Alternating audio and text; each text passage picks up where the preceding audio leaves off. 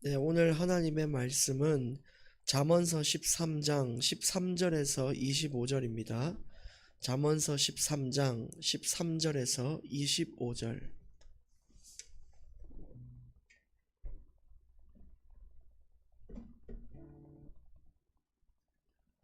오늘 말씀의 제목은 하나님 자녀의 의무를 다하라.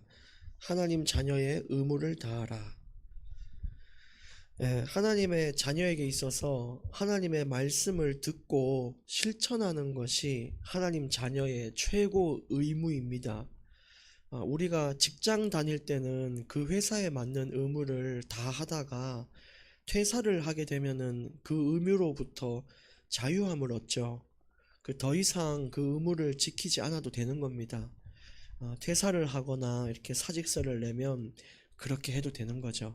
근데 하나님의 자녀의 의무는 평생 우리가 책임져야 되는 겁니다. 그러니까 하나님의 자녀는요, 퇴사도 없고 사직서도 못 내요. 영원히 하나님의 자녀고 그 의무도 영원한 겁니다.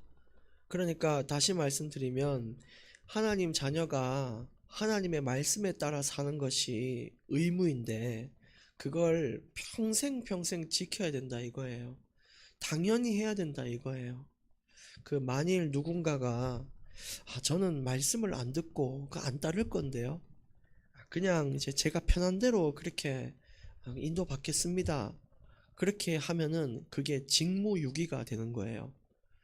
또 그렇게 되면은 하나님의 말씀을 안 지키니까 그냥 내가 내 인생의 자유함을 얻는가? 그렇지 않아요. 그 의무에 대한 부담과 책망과 육체적인 피로와 정신적인 피로가 겹쳐가지고 인생의 전인격적인 어려움이 옵니다.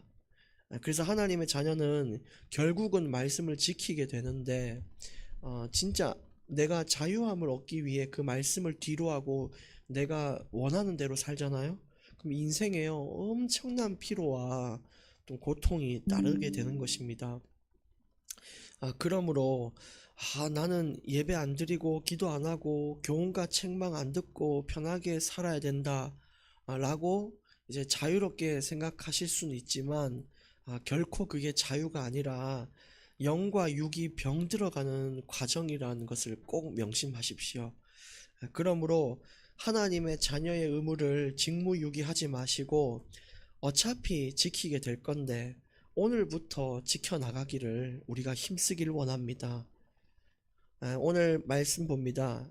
잠언서 13장 13절. 말씀을 멸시하는 자는 자기에게 패망을 이루고 계명을 두려워하는 자는 상을 받느니라.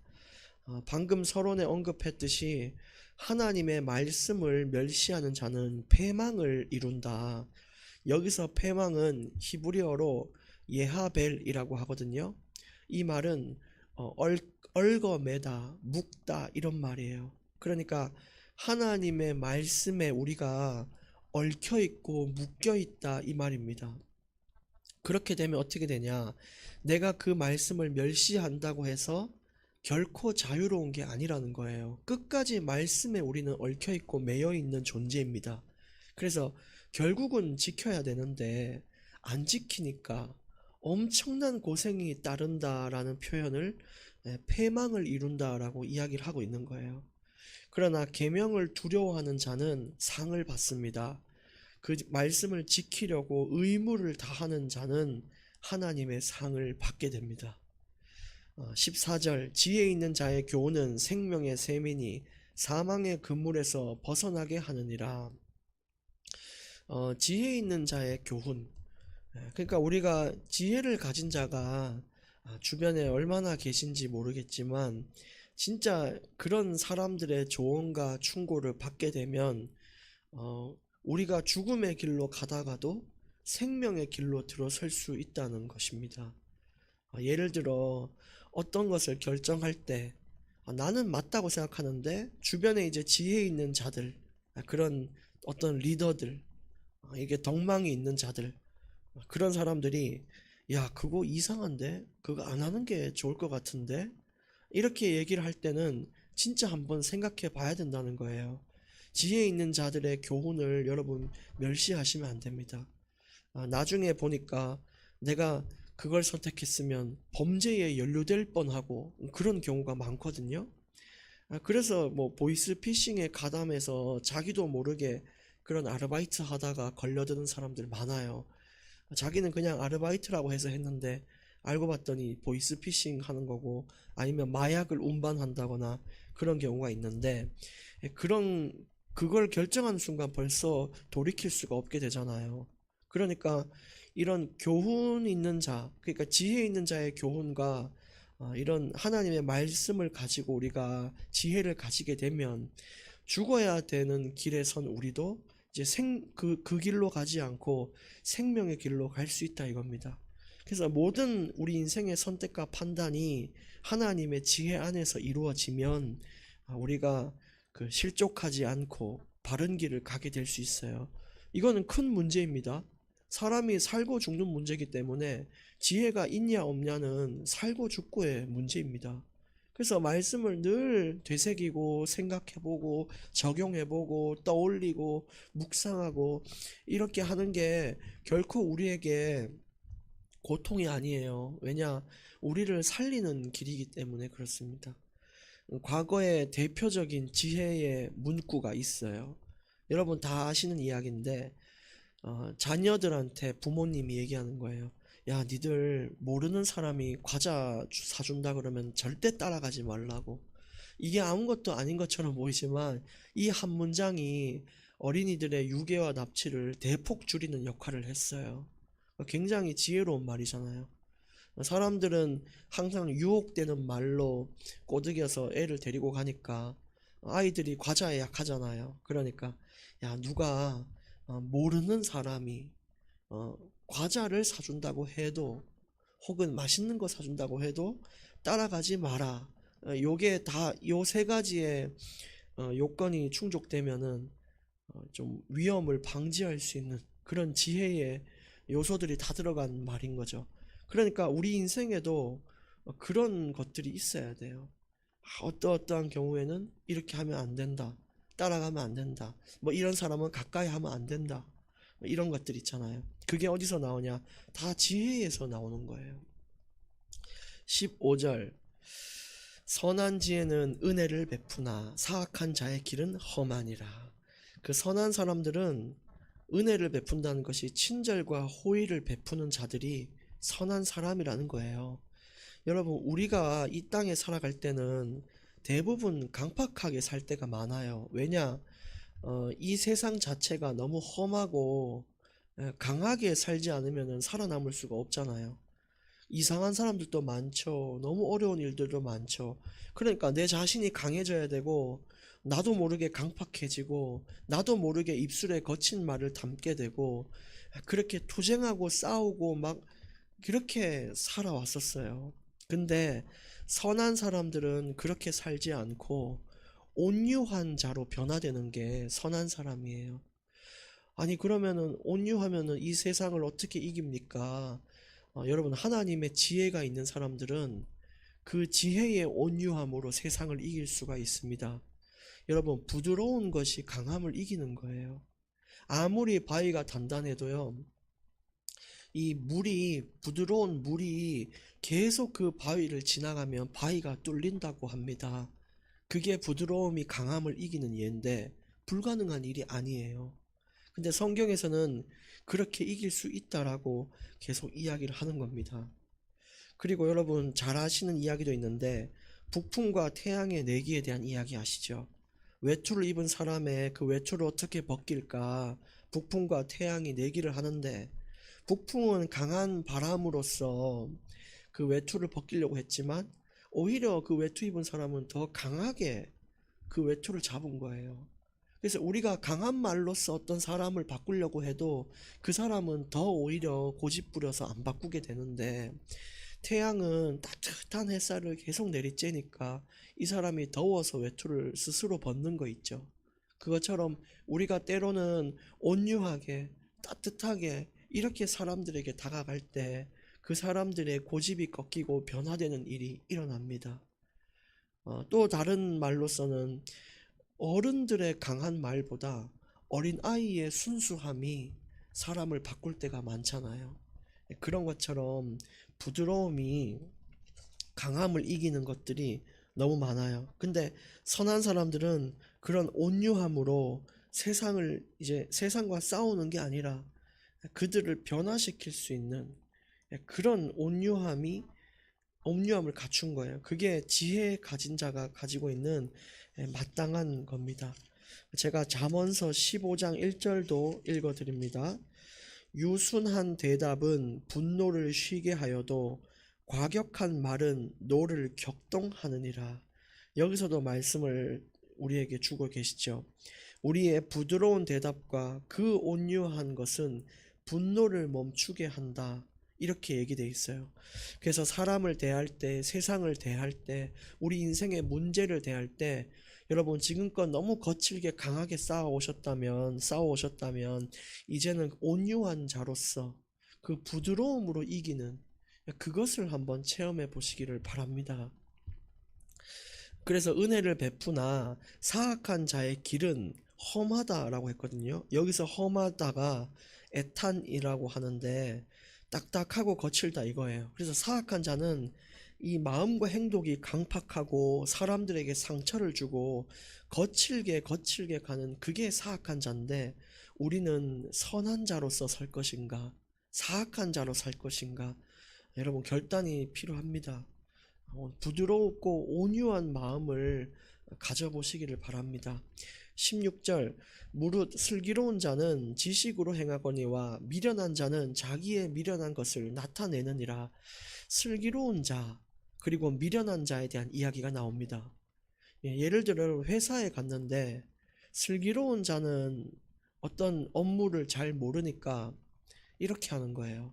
아, 선배님, 제가 이걸 잘 모르니까 가르쳐 주십시오. 라고 이렇게 지식으로 행한다.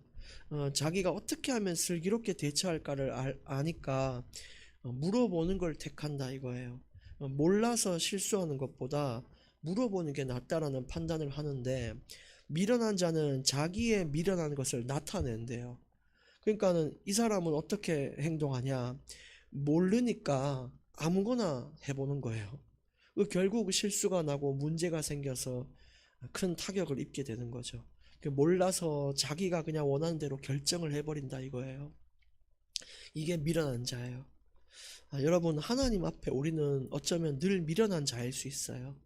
모르면 물어보는 게 슬기로운데, 인생을 물어보고 질문하는 게 슬기로운데, 우리는 우리의 미련한 것을 나타내는 그런 결정을 늘 하고 있죠. 우리 회개해야 됩니다. 17절 악한 사자는 재앙에 빠져도 충성된 사신은 양약이 되느니라. 여기서 악한 사자는 말르아크라샤라고 원어로 얘기하는데, 주인을 속이고 자기의 일을 하지 않는 직무유기의 사자를 말해요. 그러니까 하나님 자녀의 의무를 다하지 않는 그런 직무유기를 가진 자는 재앙에 빠지고, 충성된 사신은 맡겨진 의무를 다하는 자입니다. 그런 사람들은 우리 주변이 살아나는 양약과 같은 응답을 받아요. 이 양약은 치유하는 능력이 있는 이 치유의 역사를 말합니다. 그래서 여러분, 우리에게 주신 의무를 다하십시오. 부모의 의무, 성도의 의무, 집사, 권사, 장로의 의무, 목사, 교역자의 의무, 하나님 자녀의 의무 너무 많잖아요. 그것에 대한 직무유기가 있어서는 안 돼요. 그 어떤 것도 소홀해서는 안 됩니다. 여러분, 악한 사자가 되시길 마시길 바랍니다. 18절 훈계를 저버리는 자에게는 궁핍과 수욕이 이르거니와 경계를 받는 자는 존령을 받느니라. 그렇죠. 훈계를 저버리면, 오늘 이 말씀도 받아들이지 않으시면 궁핍과 수욕이 이르고, 하지만 이 말씀을 진짜 우리 삶 가운데에 이제 적용하려고 애쓰는 사람들은 사람들의 존경을 받게 됩니다. 19절 소원을 성취하면 마음에 달아도 미련한 자는 악에서 떠나기를 싫어하느니라. 여러분, 소원을 이루면 마음이 달달해진대요. 이거 어떤 이제 삶 속의 사소한 것 중에 어떤 게 있냐면, 금연하면 참 좋겠다 싶어서 금연하면 정말 좋대요. 왜냐? 건강도 회복되죠. 뭐 냄새도 안 나죠. 그것에 대해서 목적을 정하고 이루면 달달하다는 거예요. 음행도 마찬가지예요. 늘 음란한 사람이 자신의 그 음행을 끊고 이제 하나님 앞에 거룩하게 산다. 진짜 달달한 인생인 걸 알아요. 아는데 뭐라고 돼 있냐? 미련한 자는 악에서 떠나기를 싫어한다라고 돼 있죠. 근데 그게 성취되면 좋은 거 알지만 지금 내가 이 악을 행하는 게 좋으니까 그냥 떠나기 싫다는 거예요. 그냥 내가 막 술에 취해서 그냥 방탕하게 사는 게 좋으니까 술 끊으면 좋은 거 알면서도 안 끊는다는 거예요. 금연 안 한다는 거예요. 음란을 끊지 않는다는 거예요. 그렇게 중독으로 이어집니다. 여러분, 미련한 자의 길에 서지 마시길 바랍니다. 20절, 지혜로운 자와 동행하면 지혜를 얻고 미련한 자와 사귀면 해를 받느니라.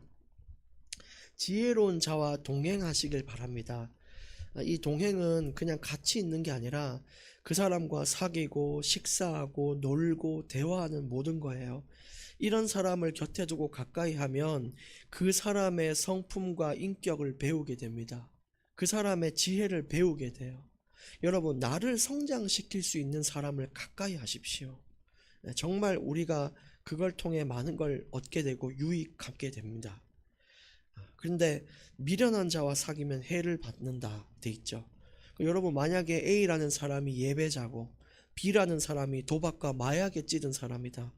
누구를 따라가냐가 인생에 엄청난 영향을 줘요. 그래서 그런 어떤 사람을 곁에 둘 건가 주변을 둘러보시고 또 정리하는 은혜가 있기를 바랍니다. 더 나아가 이거는 사람에게 포함되는 것뿐만이 아니라 만약에 우리가 예수님을 가까이 하면 어떻게 될까요?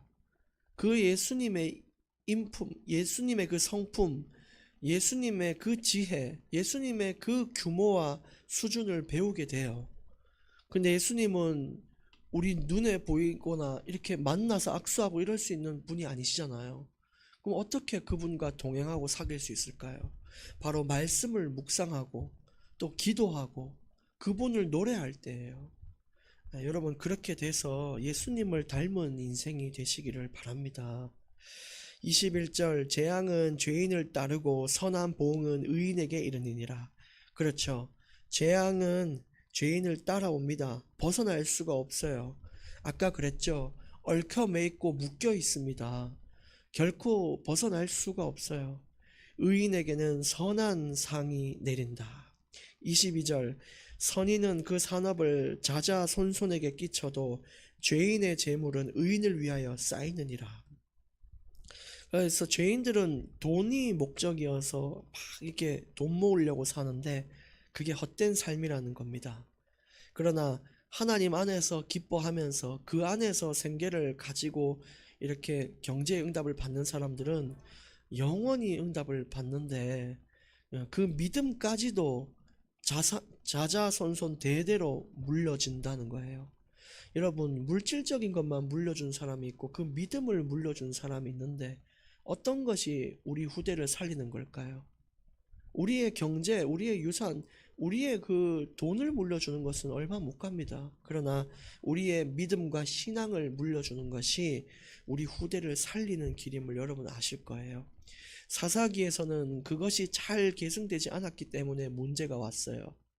아무리 돈 많고 금이 많으면 뭐합니까? 우리의 올바른 믿음과 신앙이 물려지지 않으면 사사기의 재앙은 계속 반복되는 것입니다. 그러니까 여러분, 자자손손을 살리는 길을 택하십시오. 자녀들에게 돈 많이 물려줄 필요 없습니다. 여러분의 올바른 믿음을 물려주십시오. 그것은 영원토록 가는 것입니다. 23절, 가난한 자는 밭을 경작함으로 양식이 많아지거니와 불의로 말미암아 가산을 탕진하는 자가 있느니라. 여기서 가난한 자는 밭을 경작한다 이렇게 얘기했거든요. 그래서 아무리 가난하고 돈이 없어도 정직하게 사는 자는 양식이 많아지게 돼 있다는 거예요. 밭을 가꿀 때 어떻습니까? 많은 수고가 들고 땀을 흘리고 관심도 가져야 되고 부지런해야 되죠. 그렇게 살면 하나님께서 양식을 채우십니다. 여러분, 정직하게 우리가 살길 원합니다. 그런데 불의로 말미암아 사는 사람은 가산을 탕진한대요. 잘못된 투자를 통해 벌려는 사람, 불법 코인, 성인 게임, 도박, 이런 것들로 날로 먹으려고 하고 내 수고가 필요 없는 일을 하고 내 거 아닌 다른 사람의 이 돈을 불법으로 취득하려고 하는 자들은 결국 재산을 탕진하게 됩니다. 여러분, 아무리 돈을 많이 벌 수 있어도 그것이 정직하지 않으면 손을 떼셔야 됩니다. 정직하게 사시고 하나님이 만약에 가난하게 살라 그러면 그냥 가난하게 살면 됩니다. 하나님이 주신 그대로 받는 것이 복입니다. 하나님이 우리 인생에 처하게 하는 그 상황 그대로 사는 것이 복입니다. 욕심을 버리길 원합니다. 24절, 매를 아끼는 자는 그의 자식을 미워함이라. 자식을 사랑하는 자는 근실이 징계하느니라. 여러분, 자식을 징계하고 훈계하고 책망하는 것을 소홀히 하지 마십시오. 진짜 자식을 사랑하는 자는 근실히 아주 부지런하게 자녀를 징계합니다. 그들이 바르게 살 수 있도록 가르쳐야 됩니다. 말씀도 가르치셔야 됩니다. 수고로워도 이것이 부모의 의무입니다. 이것은 영원히 우리를 따라다니는 의무가 됩니다. 여러분, 진짜 하나님의 말씀 오늘 붙잡고 그렇게 하시길 바라고. 25절, 의인은 포식하여도 악인의 배는 줄이느니라. 여러분, 여기서 왜 자꾸 배부르다라는 표현이 나올까요? 여기서 배라는 말은 원어로 네페시라고 하거든요. 이 네페시는 영혼이라는 의미가 있어요. 그래서 악인의 배가 줄인다란 말을 바꿔 말하면 악인의 영혼이 갈급하고 굶주리게 된다 이겁니다. 그래서 여러분, 의인으로 사는 자는 영과 육이 평온하고 안정감을 얻지만 하나님 말씀을 따르지 않고 사는 사람들은 영혼의 굶주림과 메마름, 갈급함 속에서 서서히 말라 죽는 거예요. 결론 3가지 말씀드립니다. 첫째, 의무를 다하는 자가 되자. 둘째, 온유한 자로 살아보자. 셋째, 믿음을 남기는 자가 되자. 오늘 말씀 붙잡고 승리하시길 바랍니다. 하나님 감사합니다. 오늘 하나님 자녀의 의무를 다하는 날이 되게 해 주시옵시고 우리 안에 있는 지혜의 부드러움으로 강한 세상을 이기며 강팍한 사람을 바꾸며 또 어려운 상황을 이길 수 있는 그런 온유함의 지혜가 우리 삶에 갖춰지게 해 주시옵소서. 우리가 믿음을 똑바로 갖춰서 믿음의 올바른 발판을, 이 올바른 신앙의 유산을 우리 후대에게 남기고 가게 해 주옵소서. 예수님의 이름으로 기도합니다. 아멘.